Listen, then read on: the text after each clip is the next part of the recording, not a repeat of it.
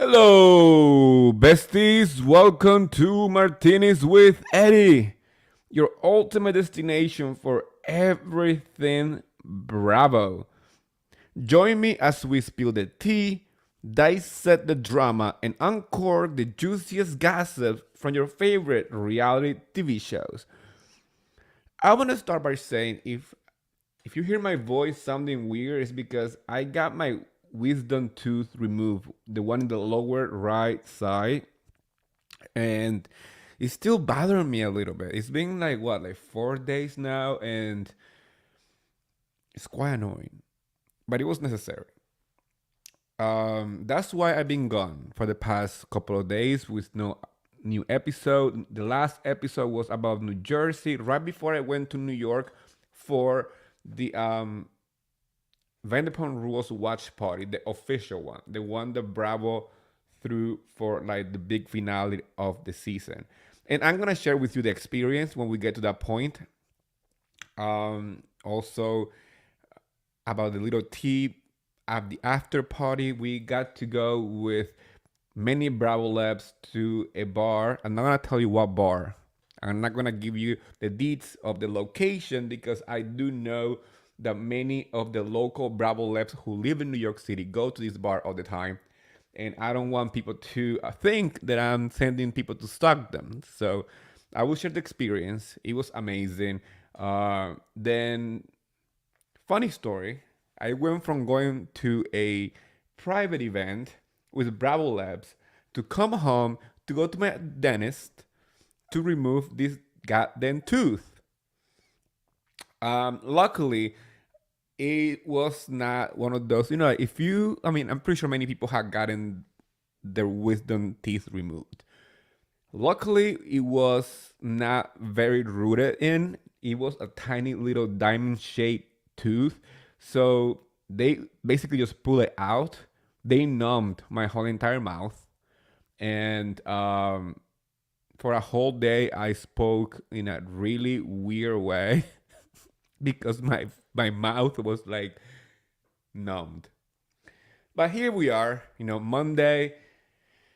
I want to start with Summer House because I didn't get the chance to give you my opinion on it from last week. So, and for those who are listening and watching, so you have an idea on how I'm going to give you my opinions on this episode. Let me tell you that this is going to be kind of like the topics. I'm gonna start with Summer House. Then I'm gonna go into Vanderpump Rules and the party, the watch party and the after party. Then I'm gonna talk about Orange County, Atlanta, and last but not least, one of my latest favorite shows on Bravo, Summer House Martha's Vineyard. So what is the route today? What we're gonna be talking about. So yes, I'm going to start with Summer House because it wrapped in a way that I was happy about, but at the same time, it left the door open for next season. I am not a Lindsay fan by any means. I like Carl. I like him a lot. For some reason, they make an interesting couple. I mean, the guy's a really good guy. Lindsay, I have my opinions on her. And if you have been paying attention of the talk on the street online, you probably know that that she has her very particular ways to talk to people. But anyway, regardless, what I'm saying is I'm happy that these dynamics found some kind of resolution or at least a way to close this chapter. We saw Carl and Kyle getting to that point of, you know what? It was really fucked up that Kyle mentioned, you know, Carl's journey and his, experience with drugs and stuff like that. He admitted it to Carl. They hug it up. And Amanda forced Kyle to apologize to Lindsay because Kyle felt like Carl was walking away from this job or not performing as he used to because he had Lindsay on his ear when Lindsay said on the show that she was pushing Carl to talk to Kyle about this whole situation. And I'm happy that at least Amanda was there to say, Kyle, you need to apologize to Lindsay. You need to apologize to Carl because, as you know now, this is what really happened. You know, that was good. That was a way of ending this drama between Carl and Kyle. Also, uh, seeing them hugging, seeing them hugging on the stage, seeing Kyle and Carl mending that friendship. It's important to me as a viewer because we've seen them being best friends for many, many years. And it's kind of sad to run into this bump on the road in your friendship. So I appreciated that on this reunion we got some resolution in that problem, that they had. The other problem that we had during this season is this whole Danielle versus Lindsay, and it seems like even Andy understand how Danielle was feeling.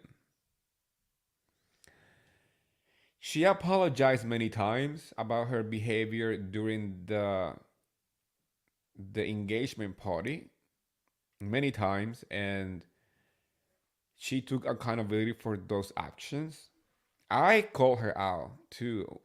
If you watch or listen to my podcast, you know that when that episode aired, I was very vocal when I said I like Danielle and I'm liking the fact that she is speaking up and expressing her feelings, but that was the wrong time, wrong place to do that. The engagement party. She should have waited for the next day. She should have waited when it was just Carl, Lindsay, and her and talking about this privately. That's just my opinion. But at the same time, I can understand why Danielle wanted to mend her friendship with Lindsay, which, by the way, Lindsay was not being very receptive, even during the reunion. To the point that Andy has to intervene and explain to Lindsay what Danielle was trying to say this whole entire time.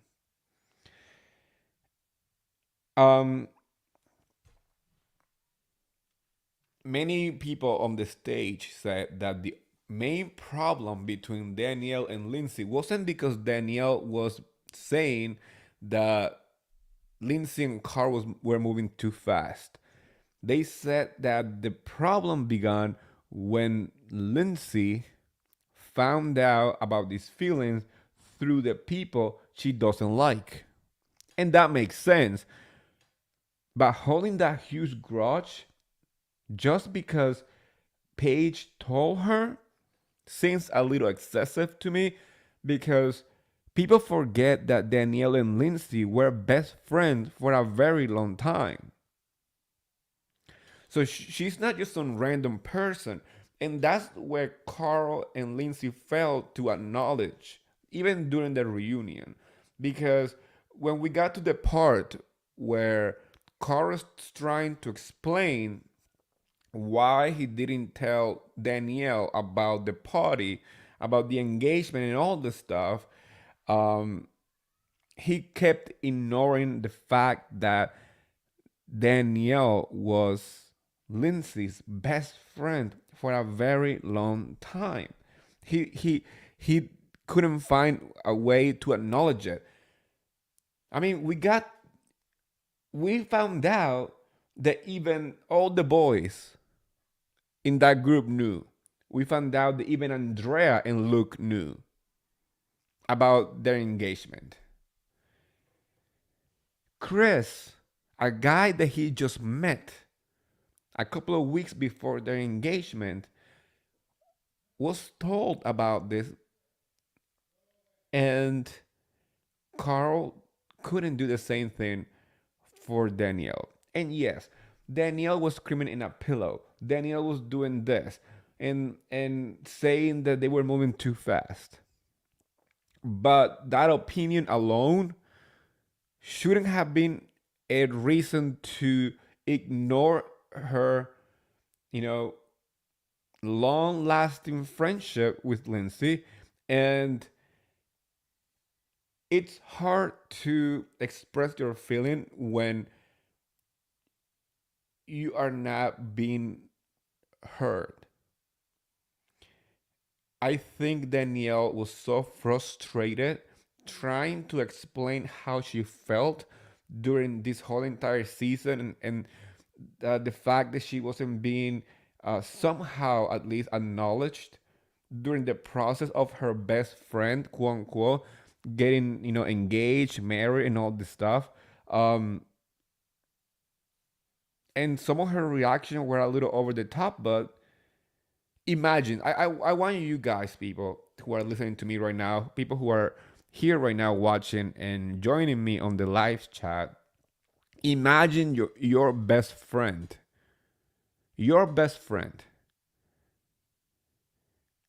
not telling you, or at least making you feel part of this beautiful journey of what it is, engagement, and getting to that point where you are gonna marry the person that you're gonna be with forever. I think that hurts. And I'm gonna share this experience because it's somehow I can relate to this problem. My best friend and I, we've been best friends for, I would say, 7 years, 8 years now. Um, he he he has a very strong personality, so we had little arguments here and there, but we always found way to put our friendship before any issue, right? He was the first one that I told that I was getting married, and he called me. I was the first one to know about him becoming a father. He called me from Hawaii because he moved to Hawaii with his girlfriend. He called me like, hey, I'm calling you first before calling my mom, before calling my friends, before calling my parents, before calling my sister. I'm calling you first because I want to know how you feel about this. I'm having a kid. And when he called me, I thought, because we both are dog people, you know, he actually owns my dog's brothers. Like, I have two huskies, three huskies actually, and two of them are twins. And my best friend got their brother. So when he called me to tell me that he was getting, or was having a kid, I was like, my first reaction was, "Are you getting another dog? Are you getting another dog?" And he's like, "No, we are talking about human kids. I'm having a human baby." And I was like, "Holy shit!" So that's how I feel when it comes to Danielle's and Lindsay's friendship, because they have been such a backbone on each other's life that even if you have had issues, if you argue with your best friend, even if you have problems, especially like my best friend and I were roommates for like maybe like 4 years out of our 8 9 year friendship. um Imagine living with your best friend. So it's kind of the same situation that these people have. The only difference is that they live together every weekend, you know. um but they hang out in the city together. I saw them this Wednesday when I went to the watch party for Vanderpump Rules. I saw many people from Summer House at this bar, and I had the opportunity to speak to Danielle, to Luke. I saw Lindsay. I did not talk to her. because I witnessed something that I did not like much, but she was pretty. She was a very pretty person, and I seen her before many times, but she's always you know a beautiful woman in person. I saw Amanda, and I'm happy that Danielle and Amanda still really good friends outside the show. And I didn't see Kyle. Amanda told me that Kyle was in California doing Loverboy advertisement. And if you go to Kyle's Instagram, you will see him going to different places in California promoting Loverboy. So these people are friends outside the show. These people hang out all the time in New York City outside the show. So I'm still trying to understand why is it so hard for some people. I'm not just saying Lindsay and the cast. No, I'm talking about viewers. Is to me, it's very mind blowing to see people saying that just because it was Lindsay's wedding or engagement or whatever or relationship, she is always on the right. And no, no, because a friendship is also a relationship. And we saw a friendship of many years. We saw Danielle getting thrown a glass to her chest for defending Lindsay last season, just last season, you know. So I'm still trying to understand how the fact that this friendship hit a little bump on the ride, right? It's less important than the relationship between Lindsay and Carl. And people can say, yes, partners, boyfriends, girlfriends, fiancés, wife, husbands, whatever, are more important than friends. And I'm gonna tell you one thing. For my personal experience in life, my current husband is my best friend, right? As like my life partner right now. But beside my husband, my friends has been the people who has been with me through ups and downs through my whole life. My best friend, the one that I mentioned before, when we met, I was going through a divorce. And I was in the lowest of the low with depression. I was spiraling. I quit my job, a very well paid job, because I was so depressed, right? So I can say that my friends has been the longest relationship and the more present, more than even family. If I'm being honest, more than actual family. So maybe because of my personal experience, I can see Daniel's side. Maybe because I am that person who values friendship a lot. Like, if you are my friend, you know that I have your back, you know? So that's just my opinion. I'm just happy the reunion at the end felt like a good closure. I still want this season to this show to continue. I'm so sad that we're not getting Summer House Mondays for a while. They're not filming, so we just gotta wait for Winter House. The little teaser that we got after the reunion was really really funny, and I love Winter House. So yes, it was the end of Summer House. The last piece that we saw was Carl texting Andy, and they were having dinner, and Lindsay was there, and Daniel was there, and Gabby was there, and everybody was happy about it. That's great. Let's move on. Let's move on from Summer House. I want to see how they're going to move forward with this show, because most people on that show right now outgrew the show. So I believe that we will be seeing more scenes in the city than in the Hamptons in next season. You heard it here first. You heard that here first. I believe that for Summer House to move forward, they need to focus more on these people's lives in the city during the summer, and maybe go to the Hamptons just to throw big parties. But I want to get to know them in a deeper level, especially because we had seen them every season and we feel somehow connected to this cast. I like this cast. A lot of people are saying it needs to be rebooted and all this stuff.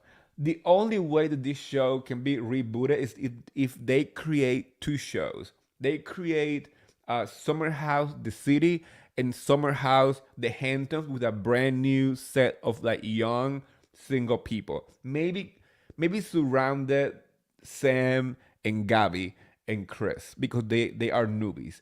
But if we take the show to the next level, we need to bring the show to the city. We need to see what Lindsay, Cara are doing in their daily lives. We need to see what Paige is doing with her fashion. We need to see Sierra working, as a model and as a nurse. We need to see what Maya does with the cookies. What happened to the cookies? What happened to the cookies? So yeah, like Kyle and Amanda in their process of like either becoming parents or building Lover Boy and making it like a national brand and stuff like that. That's what I want to see moving forward. I want you to tell me, what do you want to see in the future for Summer House? You can leave the comments here in the chat. You can leave it in the comment section. You can DM me on Twitter or Instagram. I want to know so I can share your opinions here on my podcast. Whew. Vanderpump Rules, man. Vanderpump was crazy, crazy, crazy, crazy. I want to talk about this episode as a little diary from my experience from going to this party, because usually I live tweet, right? If you follow me on Twitter, you will see me live tweeting during the show is airing. But this time I didn't do that. I actually enjoyed the show without seeing my phone too many times. Or I used my phone obviously, but I wasn't like live tweeting as much. So I wanna just kind of tell you what happened. Um, Jenny Blaze from Bravo and Blaze and I went to this party together, right?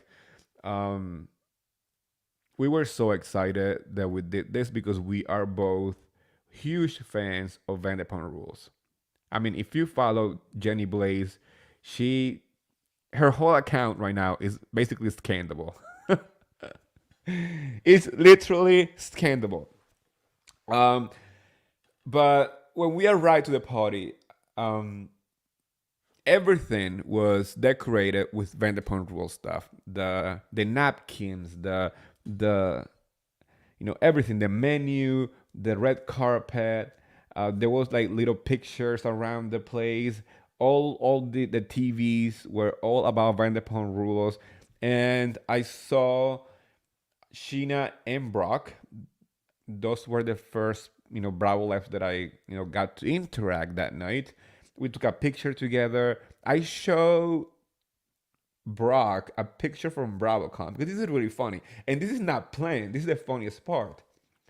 During BravoCon, I wore for the Legends Ball this kind of like blue jacket with no shirt underneath and black pants and whatever.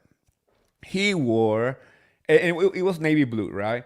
The jacket. He wore a navy blue shirt, like unbuttoned all the way to the middle, and black jeans, right? So we both were wearing the same colors for BravoCon at the Legends Ball. Then I go to this Vanderpump Rule party, and I'm wearing a black romper with green details, like camo details all on like the sleeves and whatever.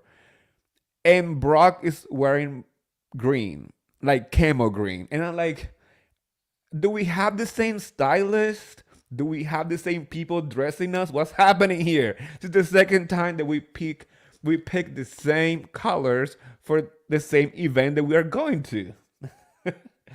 That was a really funny moment. He said like, dude, that picture of us is really cool, meaning like the one from the Legends Ball, and it's funny because when I met Brock during BravoCon, people were not very kind of like happy about him. I mean, people were talking about him all the time in a negative light. Um, I was one of the few people who I appreciated last season of Vanderpump Rules, like like last year, not this one, last year, where people were saying, "Oh, it needs to be canceled, it's boring, whatever." I was still watching Vanderpump and enjoying it for what it was, and I liked Brock from the beginning. So when I run into him at BravoCon, he was by himself. At the Legends Ball, he was having a drink, and I approached him. I said, like, "Hey, man, I'm Martini with Eddie. I think you're really cool. I'm enjoying the show." And he was very cool. I mean, we had a drink that night, and then I ran into him once again at the uh, Gansenvoort Hotel party, the after party for the Legends Ball. So this time was kind of similar, where I ran into him. I got to chat with him once again, and I showed him the picture from BravoCon, and then I ran into him once again at the after party at this bar that we went to after the episode air. So all I can say that every time that I talk to Brock, it has been a really, really great experience. No matter what people say, the guy is really cool, and he truly loves Sheena.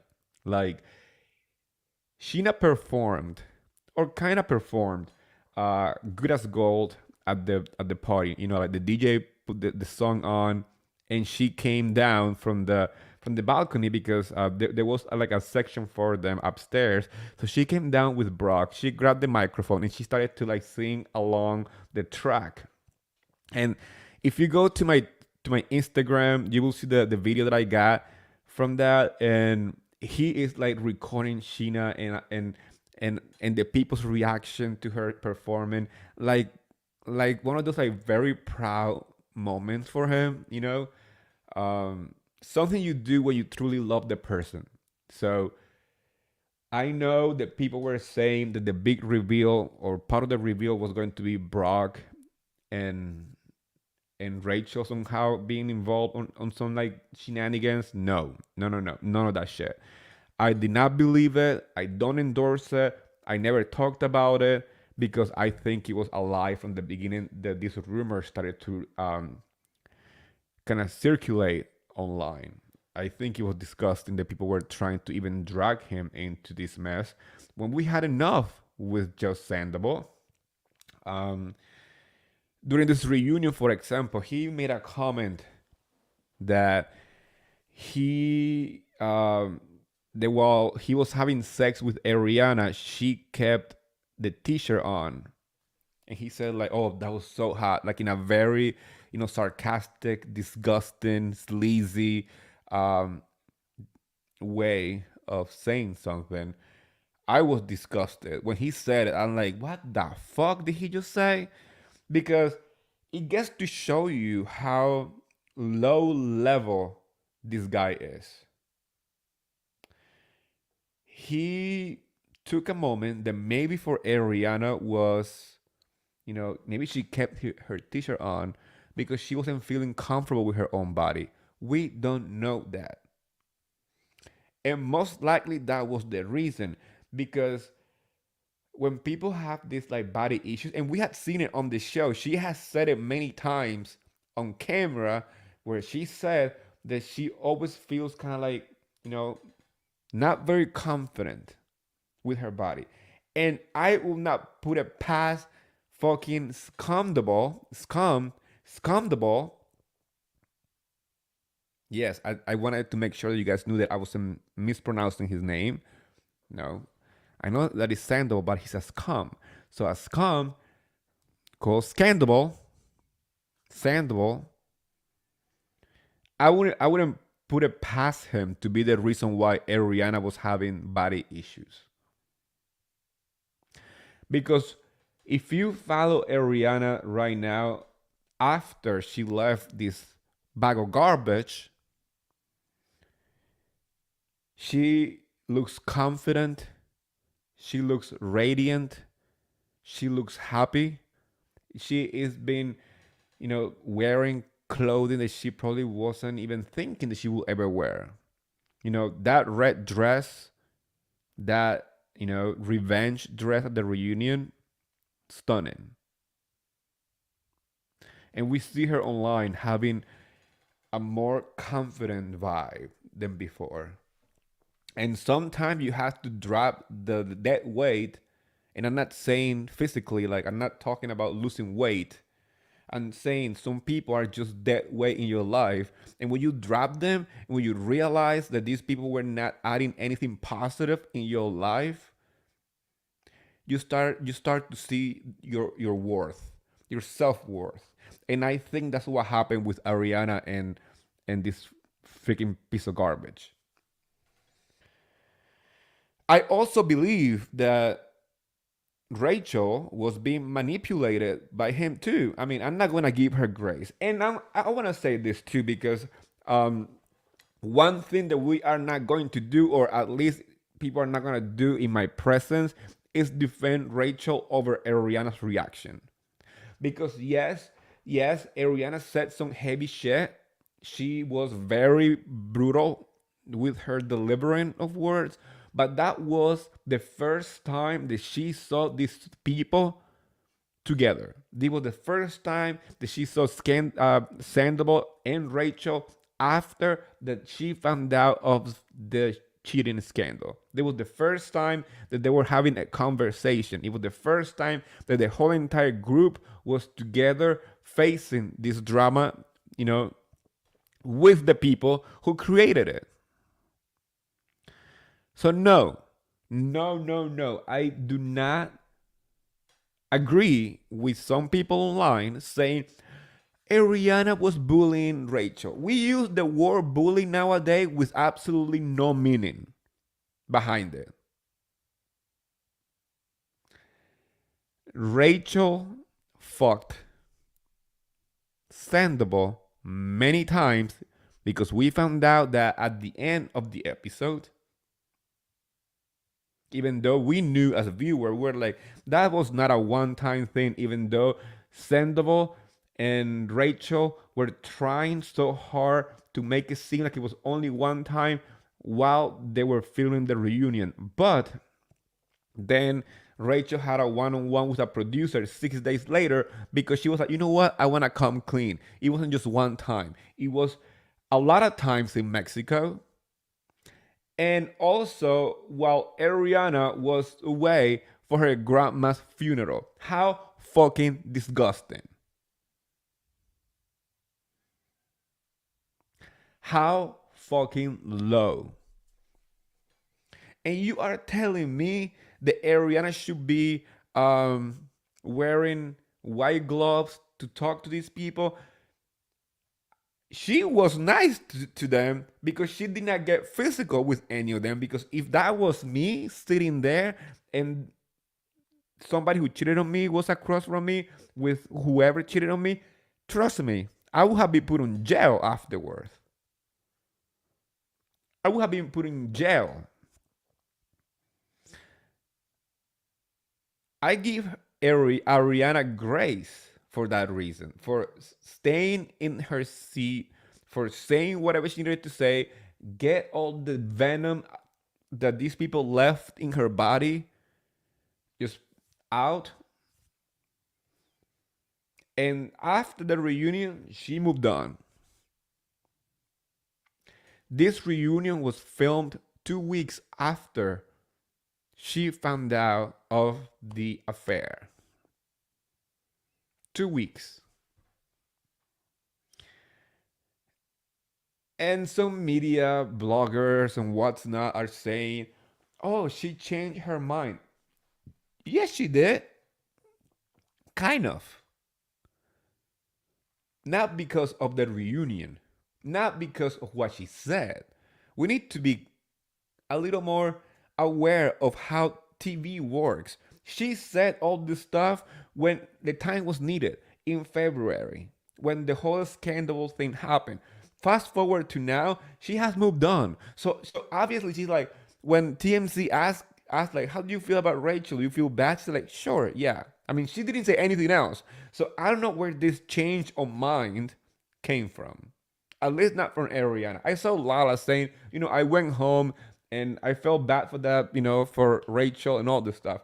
And you know what? That is normal because you can still be angry and say what you need to say and then realize that you went a little too hard. But I'm happy though that they did not let Sandoval breathe.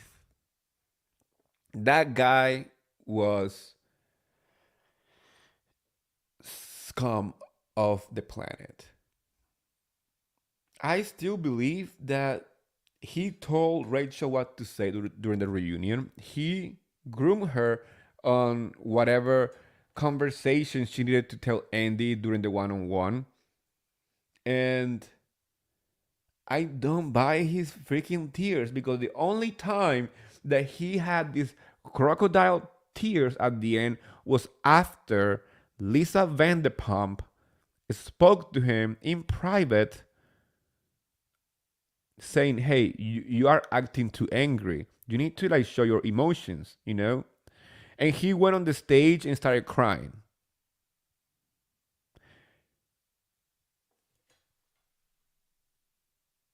Am I lying here or what? I did not buy his tears. I did not buy his apology. I'm happy that Ariana was like, I'm not gonna be cheering you out from afar. Fuck you, fuck you, fuck you. It's what he deserves. Period.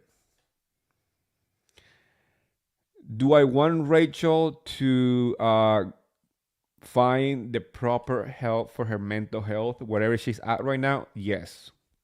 Because I do believe, you know, that having this situation happening on national TV where everywhere you go, you're gonna run into it. Any channel that you put on is gonna be talking about it. It's gonna cause some mental issues. That is just human reaction to the pressure of being watched 24/7. But she signed up for a reality TV show. She signed up for having her life documented for a paycheck. She signed up for every detail of her life to become public matter, even her mistakes. And this mistake, I mean, it was her choice.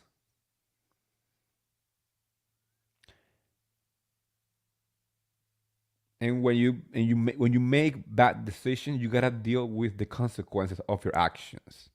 That is just simple, you know, common sense.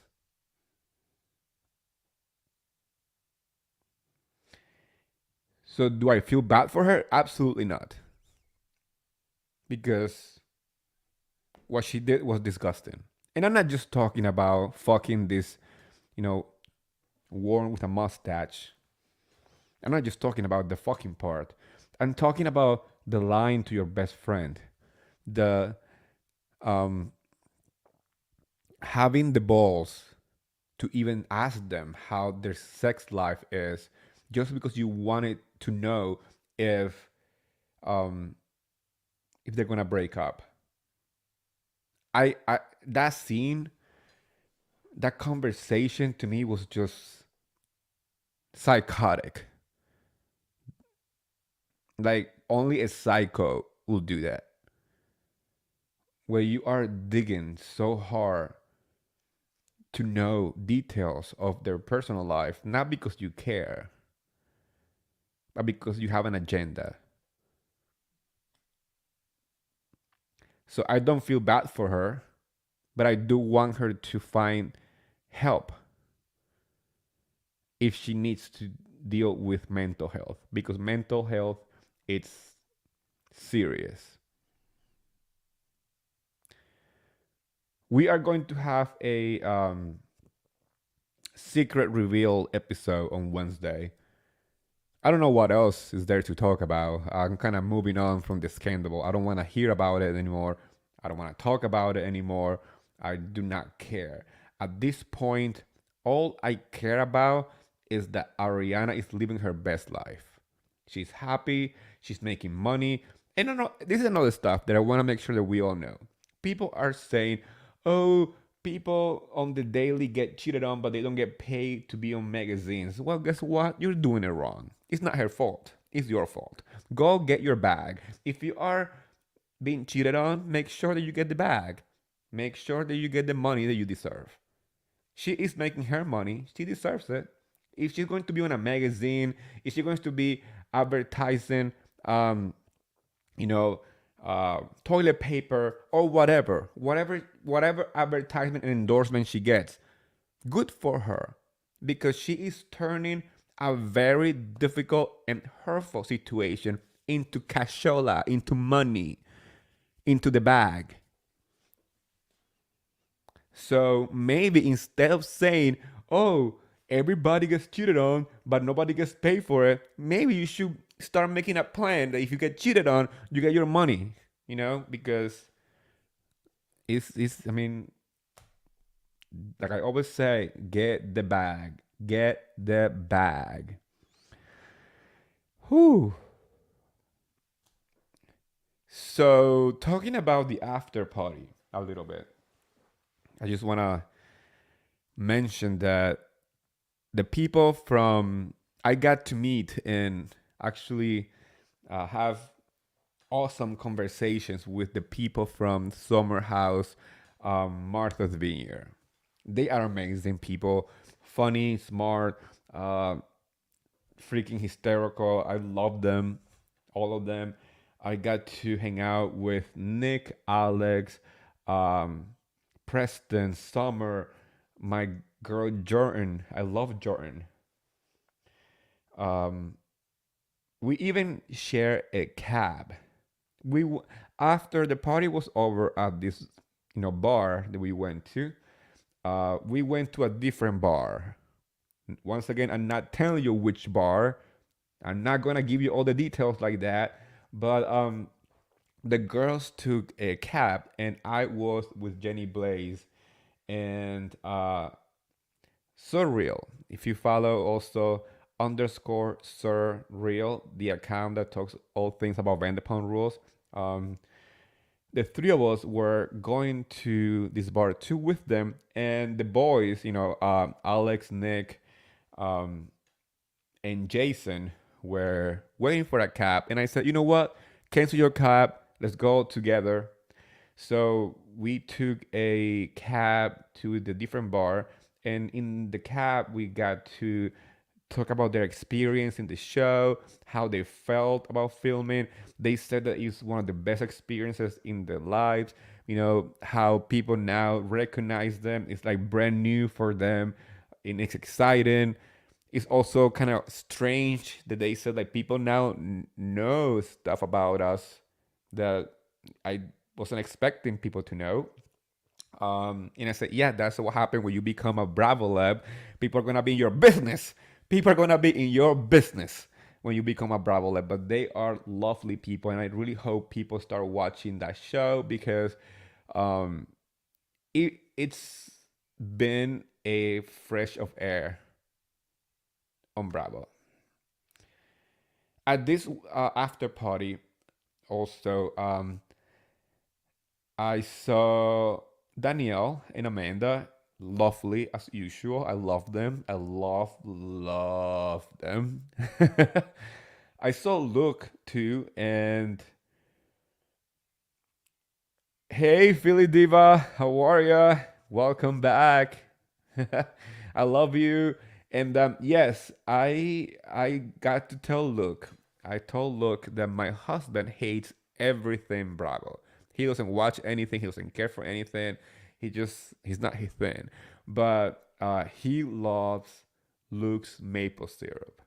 I got it. I have several bottles in my pantry, and that's the syrup that we use now because it's so good. It's like really good because it's not overwhelming. It's not overwhelming.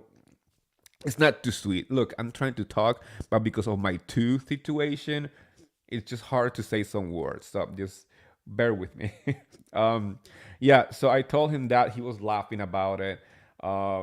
I saw Brian from Family Karma. He was in town to film some confessionals for Winter House. As you guys know, Brian is in it, Amanda's in it, Danielle is in Winter House. Some people from Below Deck that they were at the bar, but because I don't watch Below Deck, I kind of did not care for them. But they were all fun. That's what I'm gonna say. Yeah, I don't watch Below Deck. I'm not into it. You know, I don't like boats. I don't care for boats. And there's too many below decks. Like I tried to watch, but when I go to the below deck section on Peacock, I get so overwhelmed with the amount of boat shows that I'm like, I can't deal with it right now. Maybe I give it a chance to the new one that starts tonight. I just gonna rewatch it. I'm not gonna be tweeting about it unless I get into it. But who knows? But I've been tried. The only time that I got into Below Deck was when um Kate Chastain was in it, but then I kind of like lost interest because, like I said, there's way too many Below Decks. Like Bravo, we just need one Below Deck, not like 20,000 of them.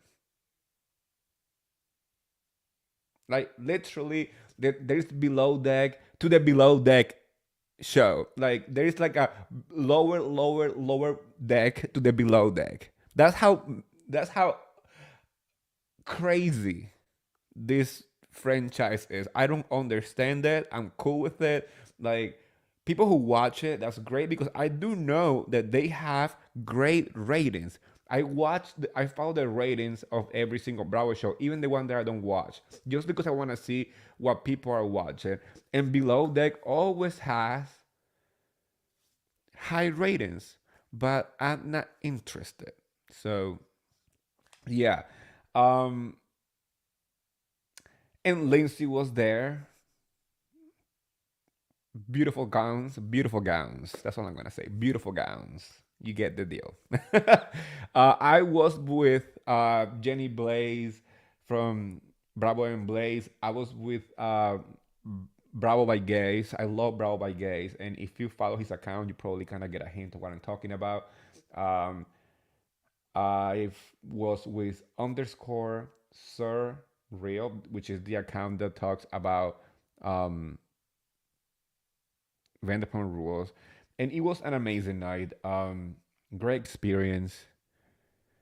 I feel like the more I meet people from the Bravo universe that are not housewives, the more I fall in love with these shows. Because if you guys have been if you guys has been if you guys have been paying attention to my podcast, I do love my housewives. I'm like every single Bravo holic, Bravo fan that the housewife are a core of our love for Bravo. But to me personally, my favorite shows are usually non-housewife related. Just because I always connect with those Bravo labs in a different level than a housewife. You know, maybe because we are mostly under the same age range. Um, Most of these people have either lived in the city or whatever. Like when I met the cast of Southern Hospitality, if you guys know, I went to Charleston and I spent a whole weekend with them, and we hung out. Like we went to brunch, we drank, we danced, we did all the stuff. Same with Summer House. Like I told you, like when I run into them in different events and whatever, it feels like I connect with them, you know? So when I watch the shows, I understand it. I feel like I'm watching myself in the show. And maybe that's why I always tell people to give these shows a chance. We are so laser focused on Housewife that we forget that there are many other shows that are as good or better than Housewives. Like Southern Hospitality, Summer House, Martha's Vineyard. Um, we have Family Karma, who I'm still waiting for Bravo to announce what they are doing with it because they can't take that show from us. Like I love Family Karma. We have Winter House coming too, Southern Charm, and many many more. Like now there is uh dance queens or whatever. I haven't gotten into it too much. I watched the first like two episodes. I need to keep watching. Maybe I might not be, recapping or watching it for tweets, but I want to watch it. Philly Diva just mentioned another show, Real Girlfriends in Paris. That show was so good, and I'm so sad that nobody was watching. I was probably the first person and only person who was talking about that show every Monday. And then people started to watch and we started like, kind of talk about it. But it was a failure on Bravo's side. I think Bravo was trying to promote the show as a show of girls going to Paris to fall in love. And the show was not about falling in love in Paris, it was about a group of friends living in Paris, period. So the experiences that they had, the dynamic that they had, the way that it was filmed, the drama in the show was so good, and it really upsets me when shows like that don't hold a candle to like Housewives and people don't watch them for that reason. So go watch the shows, you know? Go watch Family Karma and ask Bravo to bring it back. Please, I'm begging you guys. um, but yeah, that was an amazing experience. I saw Jax. We had a short conversation. He was enjoying the attention and the love from the fans. Jax was definitely feeling it, and he even bartended for like a half minute, giving shots to people at the event. I mean, he was having his moment of glory, and I mean, I guess good for him. Orange County, Orange County. How do you feel, you guys, about this new episode? I'm gonna give you a review of the first episode, so we can move along because we still have Atlanta and Summer House Martha's Vineyard. So Orange County, this is my take on it. The first episode. The first episode gave me old school Orange County vibes, where it was funny. The editors were doing too much though. I don't know about you guys, but I get distracted when there is too much going on for absolutely no reason in the editing department. They were using every single PowerPoint effect possible. Like the slides, the different cameras, and the little screens, like 20 of them in one moment. I'm like, you need to slow down, buddy, because I can see the details of anything that is happening because there's too much going on in my screen right now. So I appreciate the intention of give like some kind of like dynamic to the show, but they need to tone it down. Like come on, like give us a moment. Like even that intro. I don't know about you guys, but I feel like they are doing the most with the intro, with the taglines, all those freaking oranges flying and the blue and the yellow. It gives me like Pokemon. It looks like Pokemon instead of Housewives. It's too much. And the new song, Not a fan. But that's just my opinion. Changes are good when they are done right. I do not like that intro at all. And I like Atlanta. They changed Atlanta. It looks vibrant, elegant, exquisite with the crystal looks and stuff. But Orange County is giving Pokemon. Honestly, with the yellow and the blue, it kind of giving me like water and fire. Not a fan. We get to see the introduction of Tamra back on the show, and let me tell you, I laughed my ass off with that conversation between Eddie and Sandy, Tamra's mom.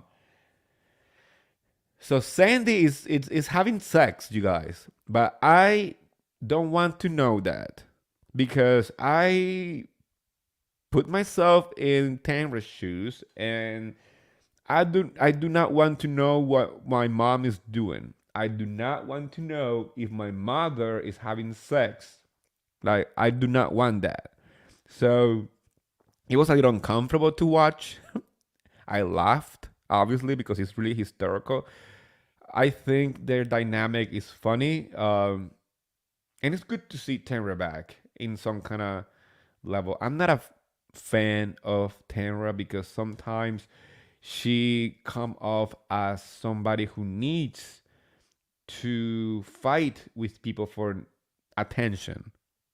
So she stays relevant, you know?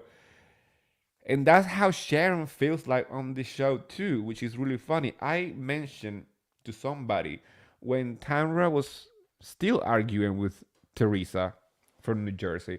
Um, I always felt like that beef was a cry for attention from Tamra because during BravoCon they were dancing, they were being besties.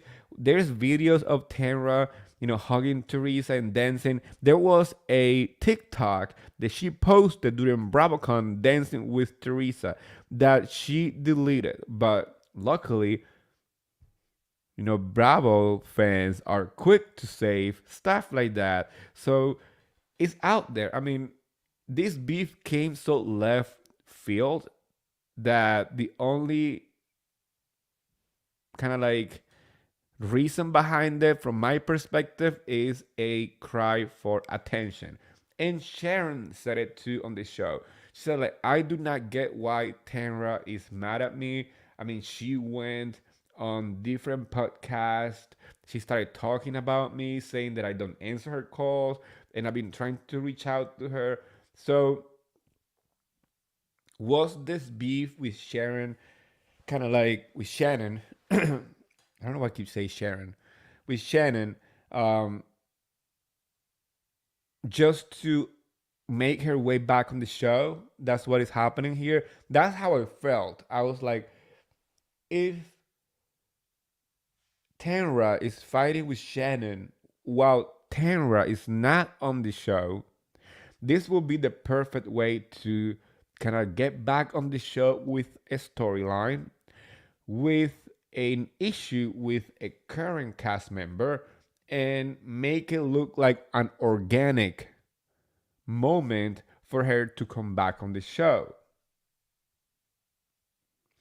So I want to know if that's how you feel too, because that's what it feels like to me. You know, that first episode was basically explaining for a whole hour how Tamra and Shannon are beefing or whatever. That last 5 minutes when they are talking in the little food section of the yoga whatever event, and Shannon is literally standing behind Gina listening to what she's saying, and she's like, are you talking about me? It was freaking hysterical. Like seeing Shannon's reaction to the conversation, the way that she made her way in, because we also saw like the camera in one of those little screens in the bottom part. Like I said before, the editors were doing the most.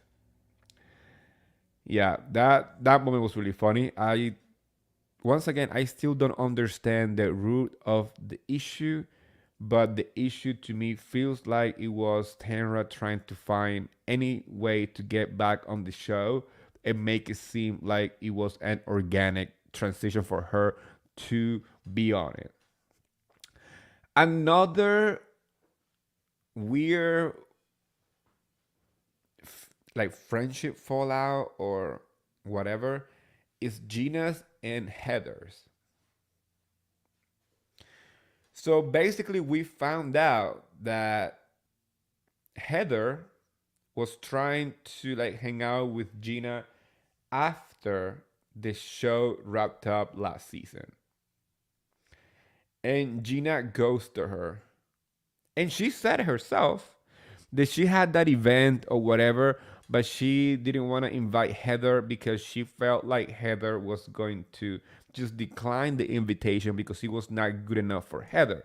And I'm like, was that the reason? Or maybe you just were using Heather on the show?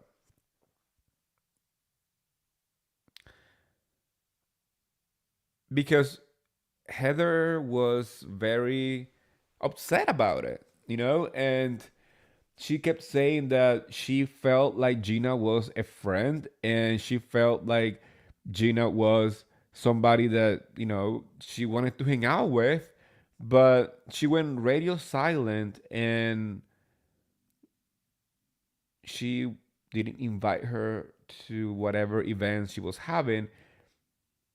And not for nothing, I mean, Gina, the point of having a friendship with somebody is to extend invitations. Heather invited Gina to pretty much everything last season. She took her to New York City in a private jet to hang out with her. And you're telling me that you can invite Heather to your little dive bar event or whatever you're having? I mean, it doesn't make any sense to me. So a true friend invites the friend even if you know that that friend is going to decline the invitation. You extend the invitation. Is their choice if they come to your event or not. And it seems like it was more on Gina's side than on Heather. You know, it's kind of interesting that Gina stopped talking to Heather right after they stopped filming, but during this episode, she decided to reach out to Heather as she's driving, quote unquote, in her area. Even Heather said, like, nobody drives by my house. Nobody just popped by my house. I live behind 3 gates. I want to be that rich. That's how rich I want to be. I want to be as rich as Heather Dubrow, where I can say I live behind 3 gates. So nobody comes and bother me. Like, I don't want nobody popping by my house. I hate that. Like, don't call me when you are around the block. Don't be like, hey Eddie, I'm like a block away from your house. Can I just come and say hello? I'll be like, no, bitch, no, no. You just don't come to my house unannounced. Or when you are 2 minutes away. That's not gonna happen. You will be staying outside. Maybe camping in my backyard if you want to, but you're not gonna come inside my house because I'm not prepared to have you over. So I can understand how Heather felt. Like you are calling me now, but when I was trying to have a friendship with you while we were not filming, you mysteriously disappear. Sounds very suspicious to me. Very suspicious. Ah, my gosh. Atlanta. Atlanta's another one that is kind of like, it's crazy. This last episode, you guys, was crazy. I still do not understand What's Marlo's issue? Do not get it. She has been trying to hurt Candy's business so bad that it's becoming quite obnoxious. Even the editors started the episode with a flashback, which, by the way, they show the intro and they erased Nini from it. And many people said that because of the arrangement of the lawsuit or whatever, they can't use Nini's like clips or what's not. And they decided to use the intro and erase her completely. But Nini spoke out this morning on Twitter and she said like I watched that and I was really really disappointed. It seems like it wasn't an arrangement. They haven't gotten to that point yet. So the editors and the producers purposely erased her from that little flashback to the intro. And honestly, I don't care what people say. I love Nini. I love her. And I believe, and it's a fact, that she is a big factor of putting Atlanta in the map. Not just Atlanta, the whole entire housewife universe. So I do know that there is a lot of issues between the network and Nini. You know, I understand the lawsuits that are going on, but if there was no arrangement or, you know, if there was no arrangement between the network and Nini yet, it was extremely shady for them to do that. It felt very calculated for them to do that because just by showing the year of the unseen footage that they were showing, which was Candy talking to Marlo about, you know, what happened to Marlo's nephew, that clip of the intro from back in the day was not necessary. None. It was not necessary. I knew it was a flashback. I knew the year of the events because they showed the year. So I think they were doing something. They were trying to hurt Nini somehow because of the lawsuits that are going on. And it's really sad as a Bravo fan to see this because she is truly one of the most iconic people in the Bravo universe, not just as a housewife, the whole network, the whole franchises, non-housewife shows, housewife shows, below deck, whatever show you want to put on, Nini is an icon of Bravo. So I felt like it was shady. For real. Anyways, yes, like I was saying, Candy and Marlo had a conversation that it was never shown on the show from many years ago, where Candy was being very understanding and supportive of Marlo, and somehow Marlo has made a huge issue this season that Candy was not supportive. That she didn't send flowers or pay for the funeral. I'm like, what? Candy explained that the guy worked for her, but he wasn't working for her anymore, so it's not her problem. And it is true. It is very true. I mean, all she needed to do was to show sympathy, and she did. That's what a human being does. Many people were saying before that the text message that she sent when we first found out about this whole thing was cold. But just by watching that flashback that the producer showed, that the editor decided to put on the episode, showcase the amount of support that Candy gave to Marlo in the moment that it was needed. So to me, it feels like Marlo needed something to talk about this season, and she made it a point to go after Candy. I believe there is a level of jealousy between uh, coming from Marlo. I believe that Marlo is jealous of the amount of um, success that Candy has, the many businesses that she run, and how busy she is in her life. That she doesn't have time to be worrying about this kind of stuff. And even though, like I said before in my previous episode, I do think that Marlo's feelings are valid. I mean, she lost a nephew, a family member, and that is painful. But I still do not understand how Candy fit into this whole mess.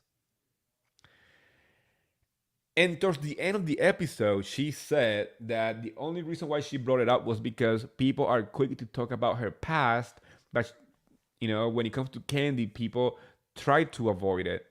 And to be fair, I don't think that that's the case. I think she's making it a point, Marlo, to talk about this. The way that she explained it before too was that the person who shot her nephew was working for Candy or somehow related to the restaurant. And then we found out on this episode that the man was not working for Candy. The person working for Candy was Marlo's nephew. The person who was Marlo's nephew's roommate was just some random person that he met maybe at the restaurant or something, but not because the person was working for Candy. So all these like loose ends that Marlo is trying to tie to Candy makes no sense to me. Once again, it feels like a reach for a storyline, and people are saying that Marlo is the only person bringing anything to the table this season. I have to disagree. That's not even a real storyline. That doesn't make any sense. And if we as viewers are wondering what is the issue, then it's not landing without the viewers. And maybe that's why it's not doing so great. Because it feels forced. And I said it even last year. Bravo made a huge mistake by giving Marlo her peach because she was so thirsty for many years to be a housewife that she paid for her own trips and stuff to go to, like, I think it was like, when the cast had a cast trip, even producer said she paid for her own stuff to be on the show. So she paid for her way into the show. So now that she is a peach holder, it's extremely produced. She is producing so much in a way that doesn't feel authentic or organic, and it's not great for the show. It's not helping the show.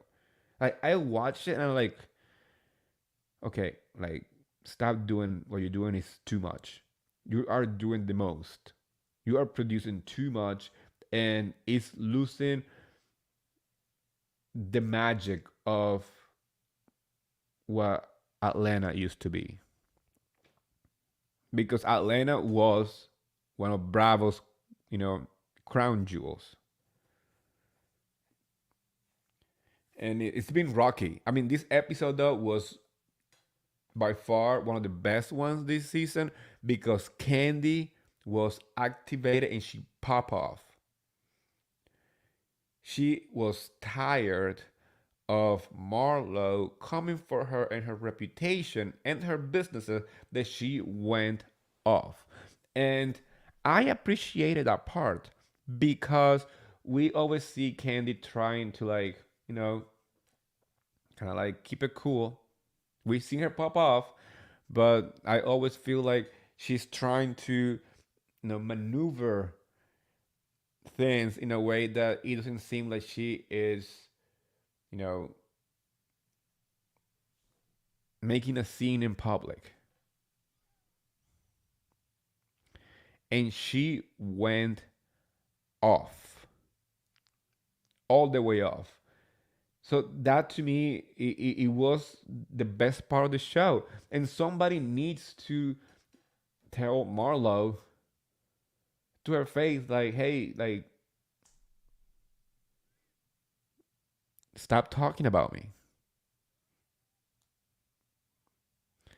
And it's funny because while she was talking to Candy, she made it seem like she didn't talk to anyone about this, or it wasn't about Candy not sending flowers or money.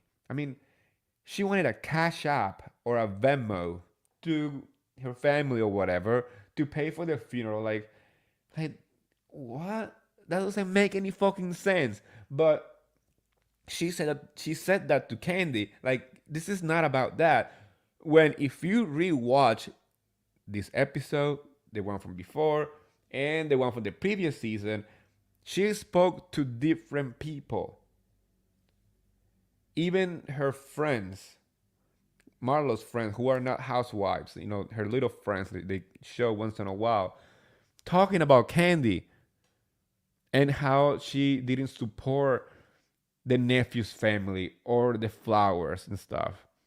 So she was trying to backpedal when she was in front of Candy when she spent 3 or 4 episodes talking about it. Whew, that was intense. That was intense, and I'm just also happy that we are seeing Kenya, building a business.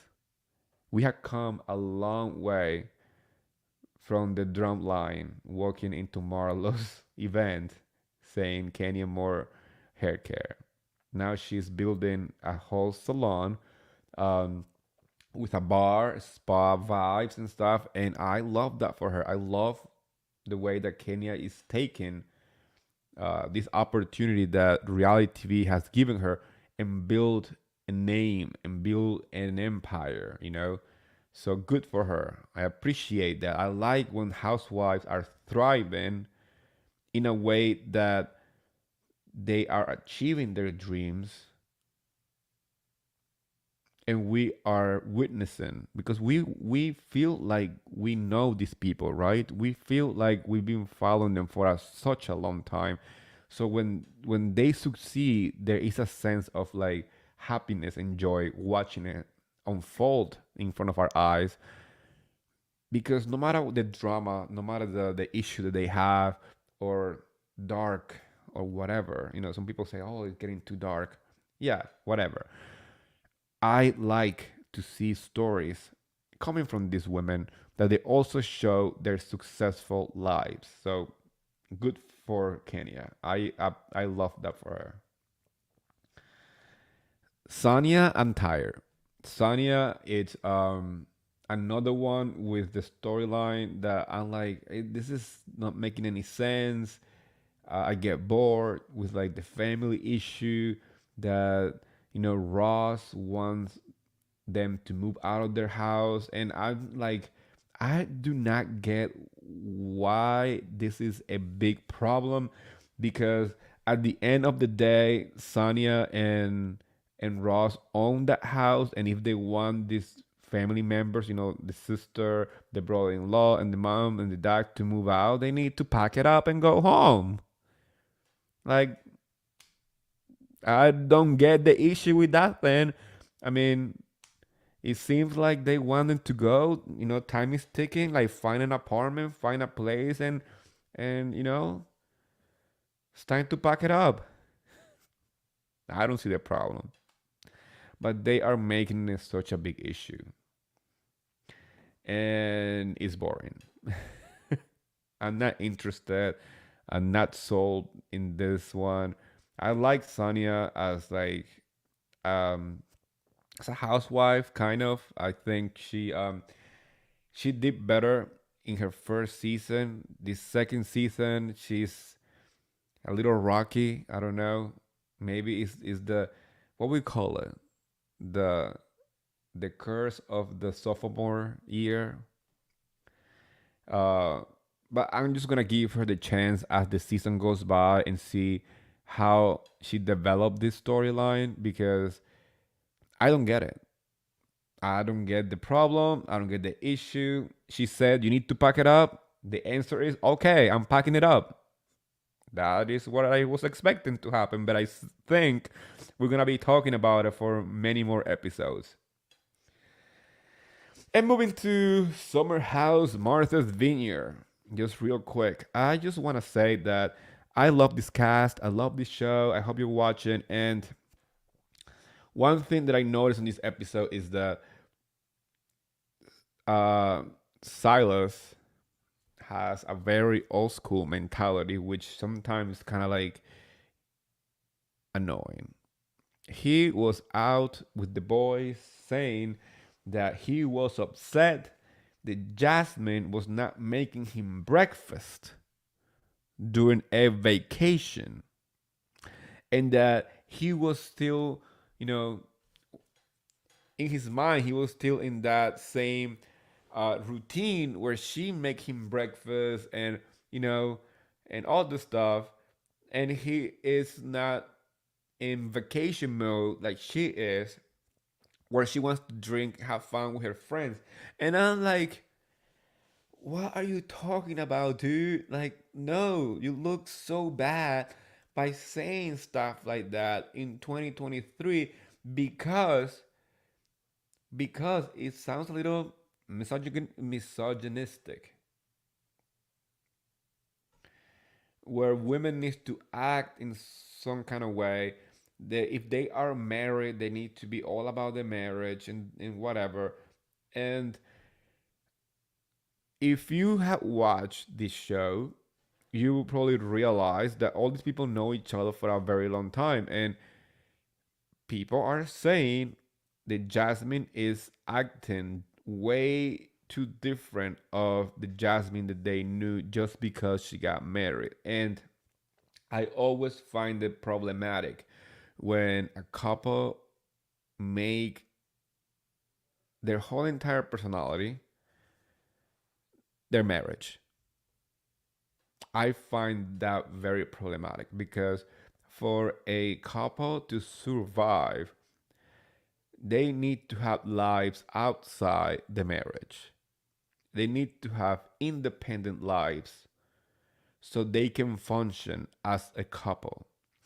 And based on what I'm seeing on the show, this is just my opinion based on what I'm seeing on the show. I feel like Silas and Jasmine are making them being a married couple their whole identity and personality. And that's why he's feeling in some kind of way about Jasmine being on vacation mode. I mean, dude, you are out in Martha's Vineyard with a group of people. Enjoy the time, because then when you go home, you go back to marriage, you go back to your married life, you go back to her making you breakfast. But right now, you are on a vacation. And it was hysterical to watch Amir calling him out when he went to take a free shot that was sent by a table of ladies next to them, when on the previous episode he was saying anyone in a relationship accepting free drink is a big no. And he was quick to grab that little shot glass, and Amir was like, "What are you doing, dude? You said that you can't do that anymore."